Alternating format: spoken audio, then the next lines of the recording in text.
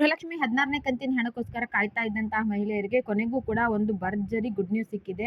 ಇದಕ್ಕಿಂತ ಮುಂಚೆ ನಮ್ಮ ಲಕ್ಷ್ಮಿ ಹೆಬ್ಬಾಳ್ಕರ್ ಮೇಡಮ್ ಅವರು ಈ ವಿಚಾರವಾಗಿ ಒಂದು ಮಾಹಿತಿಯನ್ನ ಶೇರ್ ಮಾಡಿದ್ರು. ಈಗ ಸ್ವತಃ ಡಿ.ಕೆ. ಶಿವಕುಮಾರ್ ಅವರೇ ಹೇಳಿದ್ದಾರೆ. ಇದು ಪಕ್ಕಾ ಇನ್ಫಾರ್ಮೇಷನ್ ಆಗಿರುತ್ತೆ. 100% ಇದು ಸತ್ಯವಾದ ಮಾಹಿತಿ. ಯಾರು ಕೂಡ ಫೇಕ್ ಇನ್ಫಾರ್ಮೇಷನ್ ಅನ್ಕೋಬೇಡಿ. ಇದಕ್ಕೆ ಸಂಬಂಧಪಟ್ಟಂತಹ ಒಂದು ವಿಡಿಯೋ ಕೂಡ ಇದೆ. ಆ ವಿಡಿಯೋನ ಈ ವಿಡಿಯೋದಲ್ಲಿ ಹೇಳ್ತೀನಿ. ದಯವಿಟ್ಟು ವಿಡಿಯೋನ ಕಂಪ್ಲೀಟ್ ಆಗಿ ನೋಡಿ, ಎಲ್ಲೂ ಕೂಡ ಸ್ಕಿಪ್ ಮಾಡಬೇಡಿ. ನೋಡಿ, ಕಳೆದ 3 ತಿಂಗಳಿಂದ ಗೃಹಲಕ್ಷ್ಮಿ ಅಮೌಂಟ್ ಯಾರಿಗೂ ಕೂಡ ಕ್ರೆಡಿಟ್ ಆಗಿರಲಿಲ್ಲ. ಒಂದು ಕಡೆ ಲಕ್ಷ್ಮಿ ಹೆಬ್ಬಾಳ್ಕರ್ ಮೇಡಮ್ ಅವ್ರಿಗೆ ಆಕ್ಸಿಡೆಂಟ್ ಆಗಿರೋದು ಮೇನ್ ರೀಸನ್ನು. ಮೇಡಮ್ ಹುಷಾರಾಗಿದ್ದಿದ್ರು ಅಂದರೆ ಎಲ್ಲ ರೀತಿಯ ಪ್ರಾಬ್ಲಮ್ಗಳನ್ನ ಅವರು ಕ್ಲಿಯರ್ ಮಾಡ್ತಾ ಇದ್ರು. ಏನೇ ಪ್ರಾಬ್ಲಮ್ ಆಗಿದ್ರು ಲಕ್ಷ್ಮಿ ಹೆಬ್ಬಾಳ್ಕರ್ ಮೇಡಮ್ ಅವರು ಅದನ್ನು ಪ್ರಾಕ್ಟಿಕಲ್ ಆಗಿ ಹೋಗಿ ಕ್ಲಿಯರ್ ಮಾಡಿ ಮಹಿಳೆಯರ ಖಾತೆಗೆ ಹಣ ಹಾಕ್ತಾ ಇದ್ರು. ಆದರೆ ಅವರಿಗೆ ಆಗಿರುವಂತಹ ಒಂದು ಭೀಕರ ಆಕ್ಸಿಡೆಂಟಿಂದ ಗೃಹಲಕ್ಷ್ಮಿ ಹಣ ಏನಿದೆ ಅದು 3 ತಿಂಗಳಿಂದ ಹಾಕಿರಲಿಲ್ಲ.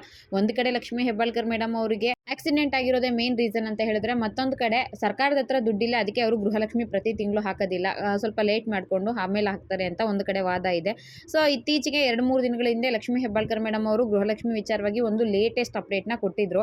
ಅದರಲ್ಲೂ ಕೂಡ ಗೃಹಲಕ್ಷ್ಮಿ ಹಣ ಏನು ಹಾಕ್ತಾ ಇದ್ದಾರೆ ಅದು ಹಾಕೋ ವಿಧಾನ ಬದಲಾಗುತ್ತೆ, ತಾಲೂಕು ಪಂಚಾಯಿತಿಗಳಿಂದ ಇನ್ನು ಮುಂದೆ ಹಣ ಹೋಗುತ್ತೆ ಅಂತ ಹೇಳ್ತಾ ಇದ್ರು. ಅದಕ್ಕೂ ಕೂಡ ಅವರು ಕ್ಲಾರಿಟಿನ ಕೊಟ್ಟಿದ್ರು. ಲಕ್ಷ್ಮಿ ಹೆಬ್ಬಾಳ್ಕರ್ ಮೇಡಮ್ ಅವರು ಏನು ಹೇಳಿದ್ರು, 3 ತಿಂಗಳಿಂದ ನಾವು ಹಣ ಹಾಕಿಲ್ಲ, ಸ್ವಲ್ಪ ಟೆಕ್ನಿಕಲ್ ರೀಸನ್ ಆಗಿತ್ತು, ಹಳೆ ವಿಧಾನದ ಮೂಲಕನೇ ನಾವು ಹಣ ಹಾಕ್ತೀವಿ, ಜಿಲ್ಲಾ ಉಪನಿರ್ದೇಶಕರ ಮೂಲಕನೇ ಗೃಹಲಕ್ಷ್ಮಿ ಮಹಿಳೆಯರ ಖಾತೆಗೆ ಹಣ ಹೋಗುತ್ತೆ. ಇದಕ್ಕಿಂತ ಮುಂಚೆ ಸ್ವಲ್ಪ ಪ್ರೋಸೆಸ್ಸಲ್ಲಿ ಚೇಂಜ್ ಆಗಿತ್ತು, ತಾಲೂಕು ಪಂಚಾಯಿತಿಯಿಂದ ಹಣ ಹಾಕೋಣ ಅಂತ ಅಂದ್ಕೊಂಡಿದ್ದು, ಬಟ್ ಅದು ಸರಿ ಬರೋದಿಲ್ಲ ಅಂತ ಮತ್ತೆ ಹೇಗೆ ನಾವು ಮೊದಲು DBT ಮುಖಾಂತರ ಜಿಲ್ಲಾ ಉಪನಿರ್ದೇಶಕರಿಂದ ತಾಲೂಕು ಪಂಚಾಯಿತಿಗೆ ಹೋಗುತ್ತೆ, ಅಲ್ಲಿಂದ ನಾವು ಮತ್ತೆ ನಮ್ಮ ಕಚೇರಿಗೆ ತಗೋತೀವಿ, ಅಂದರೆ ಮಹಿಳಾ ಮತ್ತು ಮಕ್ಕಳ ಕಲ್ಯಾಣ ಇಲಾಖೆಗೆ ಬರುತ್ತೆ, ಅದರಿಂದ ನಾವು ಮಹಿಳೆಯರ ಖಾತೆಗೆ ಹಣ ಹಾಕ್ತೀವಲ್ಲ ಅದೇ ಪ್ರೋಸೆಸ್ನ ಕಂಟಿನ್ಯೂ ಮಾಡ್ತೀವಿ.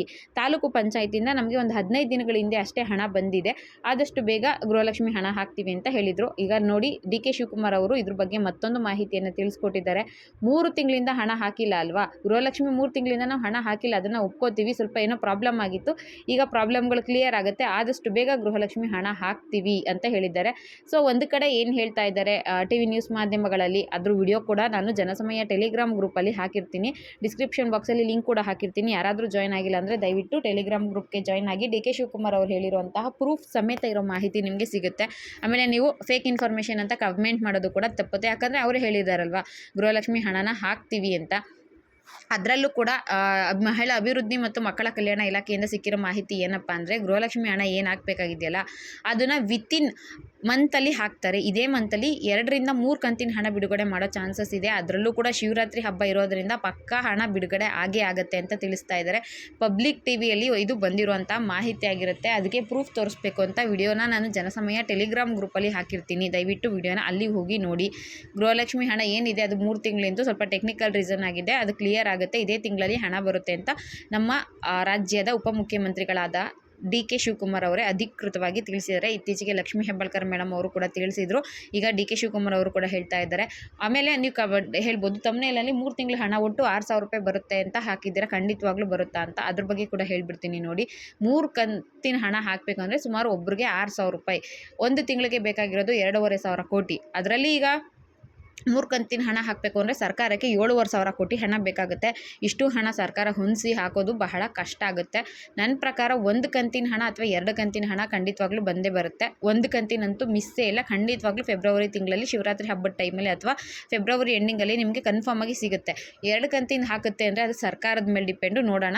ಕೆಲವು ಸಲ ಹಾಕಿದ್ದಾರೆ, ಒಂದೇ ತಿಂಗಳಲ್ಲಿ 2 ಸಲ ಹಣ ಬಂದಿದೆ, ಅದು ಕೂಡ ಸುಳ್ಳು ಅಂತ ಹೇಳೋಕ್ಕಾಗಲ್ಲ. ಬಟ್ 100% ನಾನು ಹೇಳ್ತೀನಿ, 3 ಕಂತಿನ ಹಣ ಒಟ್ಟಿಗೆ ಜಮಾ ಮಾಡೋಕ್ಕೆ ಸಾಧ್ಯನೇ ಇಲ್ಲ, ಆಗಲ್ಲ. 3 ತಿಂಗಳ ಹಣ ಫೆಬ್ರವರಿ ತಿಂಗಳಲ್ಲಿ ಸರ್ಕಾರ ಹಾಕೋದಿಲ್ಲ. ಯಾಕಂದರೆ ಈಗ ಆಲ್ರೆಡಿ ಹೇಳಿದ್ದೀನಲ್ಲ, 1,25,00,000ಕ್ಕಿಂತ ಹೆಚ್ಚಿನ ಮಹಿಳೆಯರು ಅಪ್ಲಿಕೇಶನ್ ಹಾಕಿದ್ದಾರೆ. ಸುಮಾರು 7,500 ಕೋಟಿಗಿಂತ ಹೆಚ್ಚು ಹಣ ಬೇಕಾಗುತ್ತೆ. ಇಷ್ಟು ಹಣ ಸರ್ಕಾರದ ಹತ್ರ ಇಲ್ಲ. ಇಷ್ಟು ಹಣ ಇದ್ದಿದ್ರೆ ಅವರು ಬೇರೆ ಇಷ್ಟು ದಿನ ಲೇಟೇ ಮಾಡ್ತಾ ಇರಲಿಲ್ಲ, ಬೇಗ ಹಣ ಹಾಕ್ತಾಯಿದ್ರು. ಫಂಡ್ ಪ್ರಾಬ್ಲಮ್ ಇರೋದ್ರಿಂದ 1 ಅಥವಾ 2 ತಿಂಗಳ ಹಣ ಅಂತೂ ಖಂಡಿತವಾಗ್ಲೂ ಫೆಬ್ರವರಿ ತಿಂಗಳಲ್ಲಿ ನಿಮಗೆ ಬರುತ್ತೆ. 1 ಕಂತಿನ ಹಣ ಬರೋದಕ್ಕೆ ಯಾವುದೇ ರೀತಿ ತೊಂದರೆ ಇಲ್ಲ. ಶಿವರಾತ್ರಿ ಹಬ್ಬದಷ್ಟರಲ್ಲಿ ನಿಮಗೆ ಪಕ್ಕಾ ಗೃಹಲಕ್ಷ್ಮಿ 2,000 ರೂಪಾಯಿ ಅಮೌಂಟು ಬರುತ್ತೆ. ಇನ್ನು 2,000 + 2,000 ಇನ್ನು 4,000 ರೂಪಾಯಿ ಬರಬೇಕಲ್ಲ, ಅದು ಹೋಲ್ಡಲ್ಲಿ ಇರುತ್ತೆ. ನೋಡೋಣ, ಆದಷ್ಟು ಬೇಗ ಸರ್ಕಾರ ಹಾಕಲಿ ಅಂತ ನಾನು ಕೂಡ ಆಶಿಸ್ತೀನಿ. ಆದರೆ ಒಂದು ಖುಷಿ ವಿಚಾರ ಏನಪ್ಪ ಅಂದರೆ, 1 ಕಂತಿನ ಹಣನೂ ಹಾಕೇ ಇರಲಿಲ್ಲ, ಅಂಥದ್ರಲ್ಲಿ 1 ಕಂತಿನ 2,000 ರೂಪಾಯಿ ಆದರೂ ಕೊಡ್ತಾರಲ್ಲ, ಅದೇ ಖುಷಿ ವಿಚಾರ ಅಂದ್ಕೋಬೇಕು. ಕೆಲವ್ರಿಗೆ 2,000 ರೂಪಾಯಿ ಅನ್ನೋದು ದೊಡ್ಡ ಅಮೌಂಟ್ ಆಗದೇ ಇರಬಹುದು. ಕೆಲವ್ರಿಗೆ 2,000 ರೂಪಾಯಿ ಹಣಕ್ಕೋಸ್ಕರ ತಿಂಗಳಾನ್ಗಟ್ಟಲೆ ಮನೆ ಕೆಲಸ ಮಾಡೋರು ಇರ್ತಾರೆ, ತಿಂಗಳಾನ್ಗಟ್ಟಲೆ ಏನೇನೋ ಜೀವನಕ್ಕೋಸ್ಕರ ಮಾಡೋರು ಇರ್ತಾರೆ, ಅಂಥವ್ರಿಗೆ ಸಹಾಯ ಆಗಬಹುದು. ನಾನು ಮತ್ತೊಮ್ಮೆ ಹೇಳ್ತಾ ಇದ್ದೀನಿ, ತಮ್ಮನೇನಲ್ಲಿ 3 ತಿಂಗಳ ಹಣ 6,000 ರೂಪಾಯಿ ಅಂತ ಹೇಳಿದ್ದೀನಲ್ಲ, ಅದು 100% 3 ತಿಂಗಳ ತಿಂಗಳಿಂದ 6,000 ರೂಪಾಯಿ ಹಾಕೋದಿಲ್ಲ. ನೀವು ಸ್ವಲ್ಪ ನನ್ನ ವಿಡಿಯೋಸ್ನ ನೋಡಿ, ನಾನು 100% ಇನ್ಫಾರ್ಮೇಷನ್ನ ಕೊಡಬೇಕು ಮತ್ತು ನಿಜವಾದ ಇನ್ಫಾರ್ಮೇಷನ್ ಕೊಡಬೇಕು ಅನ್ನೋದಕ್ಕೋಸ್ಕರ ಆ ರೀತಿ ತಮ್ನೇಲ್ ಹಾಕಿದ್ದೀನಿ. ಸುಮಾರು ಜನ ಹಾಕ್ತಾರೆ ಹಣ ಬಿಡುಗಡೆ ಆಗೇ ಹೋಯಿತು, ಇದೇ ತಿಂಗಳು 6,000 ರೂಪಾಯಿ ಬಂದೇ ಬರುತ್ತೆ ಅಂತ. ಆ ರೀತಿ ನಾನು ಹೇಳೋದು ಫ್ಯಾಕ್ಟ್ ಏನಿದೆ ಅದನ್ನಷ್ಟೇ ಹೇಳೋಕ್ಕೆ ಇಷ್ಟಪಡ್ತೀನಿ. ಮತ್ತು ಇದು ರಿಯಲ್ ಆಗಿರುತ್ತೆ. ಇದಿಷ್ಟು ಗೃಹಲಕ್ಷ್ಮಿ ವಿಚಾರವಾಗಿ ನನಗೆ ಸಿಕ್ಕಿರುವಂತಹ ಲೇಟೆಸ್ಟ್ ಅಪ್ಡೇಟ್ ಆಗಿತ್ತು. ಈ ವಿಡಿಯೋ ನಿಮಗೆ ಇಷ್ಟ ಆಗಿದೆ ಒಂದು ಲೈಕ್ ಮಾಡಿ, ಶೇರ್ ಮಾಡಿ, ಮಿಸ್ ಮಾಡದೆ ನನ್ನ ಚಾನಲ್ಗೆ ಸಬ್ಸ್ಕ್ರೈಬ್ ಮಾಡ್ಕೊಳ್ಳಿ ಅಂತ ಹೇಳ್ತಾ ವಿಡಿಯೋನ ಇಲ್ಲಿಗೆ ಮುಗಿಸ್ತಾ ಇದ್ದೀನಿ. ಇಲ್ಲಿವರೆಗೂ ವಿಡಿಯೋ ನೋಡಿದ ಪ್ರತಿಯೊಬ್ಬರಿಗೂ ಕೂಡ ಧನ್ಯವಾದಗಳು. Thank you for watching friends. ಇದೇ ರೀತಿ ಸಪೋರ್ಟ್ ಮಾಡ್ತಾ ಇರಿ.